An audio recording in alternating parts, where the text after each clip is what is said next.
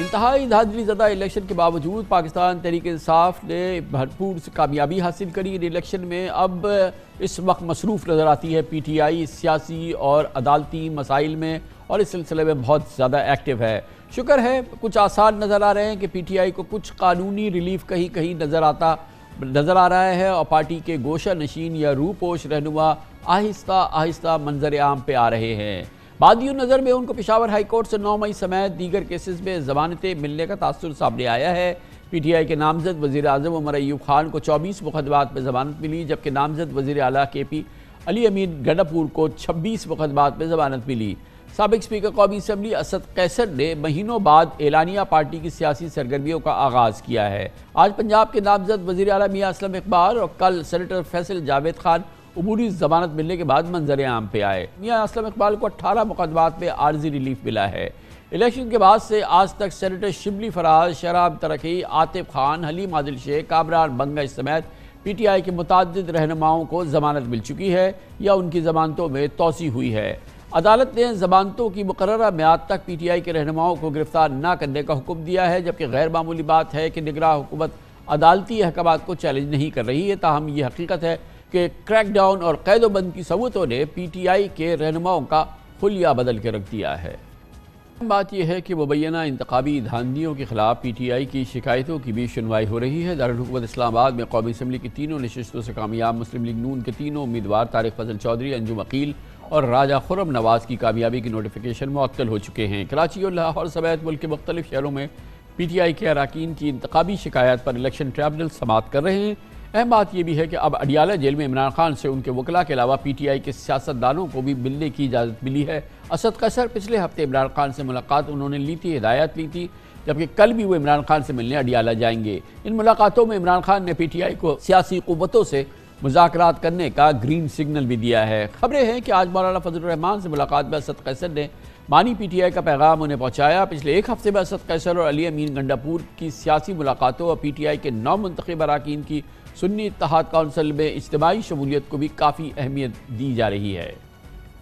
آثار بھی نظر آئے ہیں کہ اب اداروں نے بھی پی ٹی آئی کی سیاسی حیثیت اور عوامی مقبولیت کو تسلیم کرنا شروع کیا ہے، اور وہ اس کے لیے ایک جائزہ یا ایک سپیس بنا رہے ہیں، کیونکہ تحریک انصاف ملک کی سب سے بڑی انفرادی پارلیمانی قوت ہے۔ اس کے بانی چیئرمین عمران خان اور وائس چیئرمین مخدوم شاہ محمود قریشی کے علاوہ پی ٹی آئی کا کوئی رہنما تاحال سزا یافتہ نہیں ہے۔ الیکشن کے بعد سیاسی منظر نامے میں پی ٹی آئی کے لیے گنجائش کی ایک اچھی ابتدا ہو سکتی ہے، مگر ابھی بہت کچھ ہونا باقی ہے۔ معروضی حقائق کا تقاضا ہے کہ پی ٹی آئی بھی وسعت قلبی دکھائے اور ملک میں سیاسی معاشی استحکام لانے والے اقدامات کا عملی مظاہرہ کرے۔ بہرحال پاکستان کے کروڑوں پاکستانیوں کی خواہش یہ ہے کہ اب سیاسی درجہ حرارت کم ہو، حالات میں کچھ بہتری نظر آئے، تشنج کم ہو، معیشت کے لیے بہتری کی صورتحال پیدا ہو۔ اس کے لیے اقدامات کرنے ہوں گے۔ بہتر صورتحال ہے، کچھ پی ٹی آئی کے لوگوں کو ریلیف ملنا شروع ہوا ہے، اس پہ وسعت دینے کی ضرورت ہے، اور کیا کرنے کی ضرورت ہے اس کی بڑی اچھی ترجمانی کی ہے سینیٹر مشاہد حسین سید نے سینیٹ کے فلور پہ۔ اس موضوع میں بات کرتے ہیں، اور اس کے لیے ہمیں جوائن کر رہی ہے محترمہ منیزہ جہانگیر، کو چیئر پرسن ہے human rights commission of Pakistan کی۔ بہت بہت شکریہ منیزہ صاحبہ۔ یہ تو پوری دنیا جانتی ہے کہ پی ٹی آئی نے کس پس منظر میں الیکشن لڑا، اس کے ساتھ کیا مسائل تھے، اور اس کے بعد بھی جو الیکشن ہوا پھر، اور اس کے حوالے سے پوری دنیا جو کہہ رہی ہے وہ میں اور آپ سب جانتے ہیں۔ لیکن اب ایک ڈیولپمنٹ ایسی ہوئی ہے کہ پی ٹی آئی کے کچھ لوگ جو ہیں ان کی بیلز ہونی شروع ہوئی ہیں، ان کو اس طرح سے نہیں فالو کیا گیا یا ان کو دوبارہ نہیں پکڑا گیا جیسے کہ اس سے پہلے عام تاثر ہوتا تھا، کچھ سپیس بنتی نظر آ رہی ہے۔ آپ کیا کہیں گی اس بارے میں؟ بالکل، بہت شکریہ کامران صاحب، آپ نے مجھے انوائٹ کیا، اور آپ نے بالکل درست کہا کہ سپیس بنتی ہوئی نظر آ رہی ہے، اور ہم نے دیکھا ہے انفارچونیٹلی یہ بات درست ہے کہ جب بھی سیاسی جو منظر نامہ ہے وہ نرم ہوتا ہے تو اسی طرح سیاستدانوں کی جو عدالت کے اندر مشکلات ہیں وہ بھی کم ہو جاتی ہیں۔ ایسا ہونا تو نہیں چاہیے، اور عدالتوں کو جو ایک سٹرکٹ قانونی تقاضا ہے right to fair trial 10A، اس کے تحت ہی چلنا چاہیے۔ مگر ہم نے یہ دیکھا ہے پاکستان کے اندر کہ جب بھی سیاسی مشکلات میں ایک سیاستدان ہوتا ہے تو پھر اس کے اوپر جو قانونی چارہ جوئی ہے وہ بھی سخت ہی ہوتی ہے۔ اسی طرح آپ دیکھیں کہ جو پی ٹی آئی کی خواتین ہیں جو اس وقت پھر بھی پابند سلاسل ہیں، انڈر دا CRPC ان کو بیل مل جانی چاہیے۔ اتنی لمبے عرصے تک جو ہے خواتین کو اس طرح حراست میں نہیں رکھا گیا ہے ماضی میں بھی، مگر ان کو بھی بیل نہیں ملی، اور یہ بھی ایک وائلیشن ہے آپ سمجھ لیں رائٹ ٹو فیئر ٹرائل کا۔ اسی طرح اعجاز چودھری صاحب کی بھی میں بات کروں گی، انہوں نے بھی یہ نقطہ اٹھایا ہے کہ کم از کم آپ میری ایک پبلک ہیئرنگ تو کرائیں، مجھے عدالت میں تو لائیں۔ اگر آپ میری اسی طرح سلاخوں کے پیچھے آپ میرا ٹرائل چلائیں گے تو پھر مجھے جو ہے رائٹ ٹو فیئر ٹرائل نہیں ملے گا۔ تو یہ جو تمام باتیں ہیں یہ بالکل درست ہیں، اور رائٹ ٹو فیئر ٹرائل کی یہ خلاف ورزی ہے، نہ کہ صرف پاکستان کے آئین کے مطابق، مگر جو ہم نے انٹرنیشنل کنونشنز بھی سائن کیے ہیں اس کے مطابق بھی۔ مگر اگر آپ اس کو سیاسی طور پہ دیکھیں تو جہاں ہم نے ایک نرمی دیکھی ہے سیاسی ایٹماسفیئر میں، اب الیکٹڈ گورنمنٹ آ گئی ہے، تو اسی طریقے سے ہم نے دیکھا ہے کہ جو عدالتی ماحول ہے وہ بھی اسی طرح نرم ہوا ہے سیاستدانوں کی طرف سے، سیاسی پرزنرز کی طرف سے۔ یہ آوازیں آ رہی ہیں کہ اب ہمیں ایک ہیلنگ ٹچ دینا ہے، ہم نے ایک نئی ابتدا کرنی ہے، الیکشن ہو گیا ہے۔ اس سے پہلے تو یہ سیاسی حکومت نہیں تھی، اب تو ایک منتخب حکومت آ گئی ہے۔ کتنی ذمہ داری ہے اس منتخب حکومت کی کہ اس کے دور میں یہ سیاسی قیدی نہ رہیں، یہ سیاسی قیدی چھوٹے، اور جو بڑے سیاسی رہنما ہیں، ابھی آپ نے اعجاز چودھری صاحب کا ذکر کیا، چودھری پرویز الہی صاحب کا بہت پرومیننٹ کیس ہے، ان کو درجنوں بار ضمانت ملی مگر اس کے باوجود وہ کسی صورت سے رہا نہیں ہوئے، ان کو کوئی سزا نہیں ہوئی ہے۔ تو یہ اب جو آنے والی حکومت ہے اس کی کتنی ذمہ داری ہے کہ وہ جو سیاسی آزادی ہے اور جو کہنے کی آزادی ہے اور جو تمام سیاسی جماعتوں کو باقاعدہ پرفارم کرنے کی یا اپنا کام کرنے کی آزادی ہے، یہ اس کی کتنی بڑی ذمہ داری ہے مریم نواز صاحبہ کی، شہباز شریف صاحب کی؟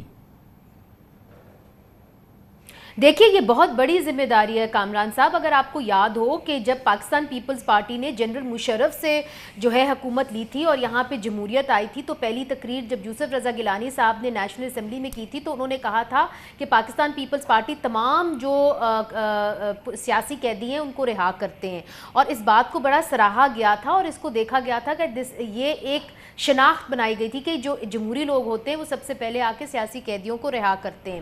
اب سوال یہ ہے کہ یہ سیاسی قیدی اس حکومت کے نہیں ہیں، یہ سیاسی قیدی ہیں ریاست کے، چونکہ 9 مئی کے ان کے اوپر الزامات ہیں۔ تو کیا the buck stops with the politicians؟ یہ ایک بہت بڑا سوال ہے۔ اور دوسری طرف آپ یہ بھی دیکھیے کہ ہم کیوں خیبر پختونخوا اور بلوچستان کو نظر انداز کر دیتے ہیں۔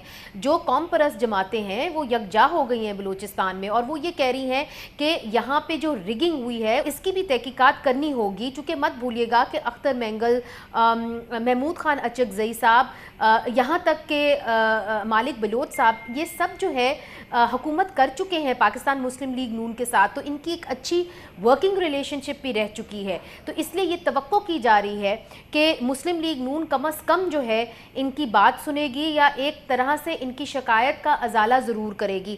اب کیا ان کو وہ سپیس ملتی ہے کہ نہیں ملتی، یہ ایک بہت بڑا سوالیہ نشان ہے۔ اور یہ اس لیے میں کر رہی ہوں چونکہ جب ویک گورنمنٹس آتی ہیں سینٹر کے اندر تو ان کی اور بڑی مجبوریاں ہوتی ہیں جس کے تحت وہ اپنے آپ کو اسرٹ نہیں کر سکتی، اور جس طرح سے ہم نے 2008 کی حکومت مگر آپ نے دیکھا، مگر آپ نے دیکھا کہ اگر آپ اپنی بڈنگ نہیں کرتی ہیں، آپ کسی اور حوالے سے بڈنگ کر رہے ہوتے ہیں تو اس کی بڑی کاسٹ ہوتی ہے نا۔ ابھی آپ دیکھیں نون لیگ کا جو الیکشن میں انجام ہوا ہے، آپ اور میں اچھی طرح سے جانتے ہیں، جو ریزلٹس بھی آئے ہیں اس کو بھی اب کتنا بلیو کریں کتنا نہیں کریں۔ اس کے بعد اب اگر آئندہ دور کے اندر بھی جتنا بھی ٹائم ان کو ملتا ہے، دیکھتے ہیں 5 سال ملتا ہے کہ نہیں ملتا ہے، لیکن اس کے بعد بھی اگر وہ ڈیلیور نہیں کریں گے تو پارٹی پھر یہ تو پھر پیرش ہو جائے گی۔ کامران صاحب، آپ نے تو جو ہے سیاست کے اوپر زیادہ لمبا عرصہ آپ نے رپورٹ کیا ہے، مگر جس طریقے سے یہاں پہ سیاستدانوں کو لایا جاتا ہے ہاتھ باندھ کے، پاؤں باندھ کے، تو کیسے کوئی بھی سیاستدان اس ماحول کے اندر ڈیلیور کر سکتا ہے؟ ان کے سامنے ایک سخت اپوزیشن کھڑی کر دی جاتی ہے، ان کو ایک ویک گورنمنٹ تھما دی جاتی ہے۔ تو میں یہ سمجھتی ہوں کہ پاکستان کے اندر سیاست کرنا بہت مشکل کام ہے، اور پاکستان کے اندر ڈیلیور کرنا اس سے بھی زیادہ مشکل کام ہے۔ جب تک آپ سیاستدانوں کو वो स्पेस नहीं देंगे जिसके तहत वो अपना काम कर सकें या अपना लोहा मनवा सकें, तो पाकिस्तान कैसे फिर तरक्की करेगा? ये बहुत बड़ा सवाल है। आप देखिए कि हम यहाँ पे मईशत की बात करते हैं, मगर क्या जिन्होंने भी इंटरनेट बंद किया, क्या उन्होंने ये नहीं सोचा कि मईशत को कितना बड़ा धचका होगा? फिर यहाँ के जो IT मिनिस्टर थे वो ये कह रहे थे कि हमारी जो IT इंडस्ट्री वो टेक ऑफ कर रही है, और वो X के ऊपर अपना पोस्ट कर रहे थे VPN इस्तेमाल करके, जबकि पूरे मुल्क के अंदर X जो है वो सस्पेंडेड था। तो वो बिल्कुल ला ताल्लुक थे रियलिटी से। और इस तरह ही लगा कि पाकिस्तान के जो वज़ीर मशीर हैं इस वक्त, उनको ग्राउंड रियलिटीज़ का मालूम ही नहीं। और जिस मुल्क के अंदर आप बग़ैर सोचे समझे आप इतने बड़े सोशल मीडिया प्लेटफॉर्म को बंद कर देते हैं, और फिर बाद में मेरे जैसे और आपके जैसे जर्नलिस्ट फ़ोन करते रहते हैं कि बताइए कि ये बंद किसने किया, और कोई जवाब नहीं आता, तो फिर वहाँ पे अकाउंटेबिलिटी का बहुत बड़ा मसला भी है। और जब तक सियासतदान ये तयन नहीं कर सकते कि इस मुल्क को किसने चलाना है, तब तक यहाँ पे कोई किस्म की अच्छी किस्म की गवर्नेंस नहीं हो सकती। बहुत बहुत शुक्रिया मुनीज़ जहांगीर हमारे साथ मौजूद